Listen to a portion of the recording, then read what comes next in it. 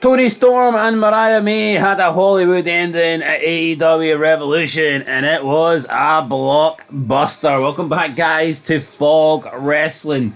If this is a blockbuster ending, if this is a Hollywood ending match, then I guess Sami Zayn versus Kevin Owens was straight to DVD, because you look at the match that they had and you look at the match that Storm and Mariah May had tonight, and it's like, it's literally night and day. You just cannot take it's serious when one company gives you hardcore wrestling like we're used to in the past, like we're used to in the Attitude Era or the Ruthless Aggression Era or the old ECW or the old TNA, and then another company is basically just giving you PG fake wrestling where you maybe get one bit of blood every 10 years.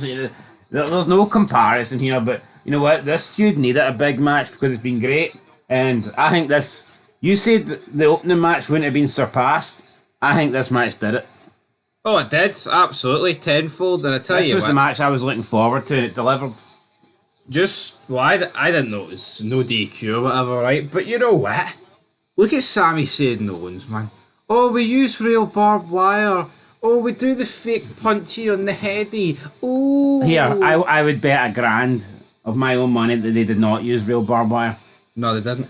Unless barbed wire as we know it no longer exists. See when Kevin Owens when he got suplexed on that chair, you would have seen his body would have momentarily stuck to it. See when he bounced off it, the barbed wire would have tore into his shirt. You would have seen it be a bit sticky. Like you see when like Mick Foley or whatever got hit with the barbed wire. Wrapped in barbed wire, the 2x4 wrapped in barbed wire, it stuck to him. Yeah. You had to see the person kind of like and you'd see his flannel and stuff getting stuck to the. Kevin Owens was wearing that black, fucking shirt, and it didn't stick once. No, but see if you think the Kevin Owens Sami Zayn was more hardcore than this, you're actually mentally fucking ill, is what you are.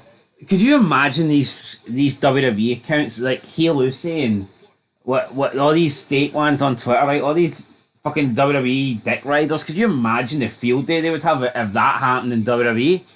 They'd be claiming that was the most hardcore match of all time. Yo, that's what Owens and Zayn should be. That's what it should have been. Unsanctioned. That wasn't even unsanctioned. And then you've got even on SmackDown there, you had Michin versus Chelsea Green again in a street fight. And what do you get? A couple of kendo sticks, a couple of aluminium trash cans. It's not quite glass. No. It's not quite fucking weapons galore, steel chains. Actual, a shit ton of blood. Not a wee nick. No, we're talking horror movie amounts of blood here. Yeah. And I guess since it was a Hollywood ending, it made sense. But even the finish is really good because you've got the shoe and she just batters her with the shoe and then does the Storm Zero through the table, but the way the table landed and the way those two landed, the table had the writing on it, Hollywood ending, and it was just a cool visual seeing the table just above them, spelling out basically the name of the match while those two are laying there, and also bloodied. We had JR, alright, so you know what, fuck it, I'll say match of the year. Not that there's much competition, right? It's not like it's once upon a time that would mean something. You know what, CGR, he doesn't have the same delivery, right? He doesn't have the same play-by-play announce skills. He is more of a sporadic commentator. He's turned into the third man, or I guess maybe sometimes fourth man. But he's still better than everyone. He's still got his unique sayings. He's still got his catchphrases. Oh, she's been whipped like a government mule. It's he's got stuff that the other guys just don't have. Yeah. You know what? JR at 73... A shite JR at 73 is still better than any announcer in their prime today. And I'll stick by that. That's a sad state of affairs. Anyway, good match. Tony Storm, Mariah May. Match of the night for me.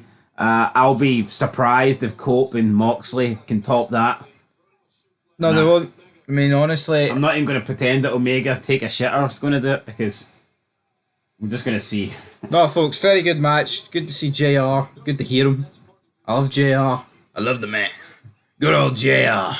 And now he's gone, so they obviously saved him for the best match. Aye. No, maybe they'll bring him out for the main event, who knows? And you know what? Those I think we've seen in the past where they forced women down our throat and put them in these brutal matches. Well, this was brutal and this lived up to it. None of this fucking padded elimination chamber pish. The men are also in these days, but you know what? Wrestling is a man's sport, but fake sport. But here, I think they did as good as any men have done Even in the years. fucking glass bottle shot to the vagina, like it was a weird move that you just don't really see. So you had everything, like, you know, it was good. Good stuff. It's probably the best hardcore match. Fuck, I'd say.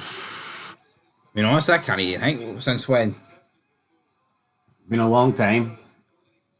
I mean, I can't recall off the top of my head, but I mean, probably since like probably literally. Probably since 2010. Yeah, I was gonna say that. Yeah, The 2010 onwards. And here, it might go even further back. You could be going back 2009, 2008. yeah. I don't think we. And obviously, there might be a bigger match, but in terms of actually hardcore, it easily is. I think hardcore wrestling kind of did disappear. 06, 07. Yeah, I think after we got. See, when you got past like the mid 2000s, the longer you got past and closer to 2010s, for me, that's when hardcore wrestling kind of went down the drain. Aye. Down the drain. 06 was a good year for hardcore wrestling. Anyway, guys, we're back.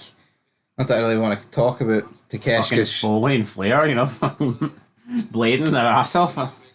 Bam out, bam out, bam.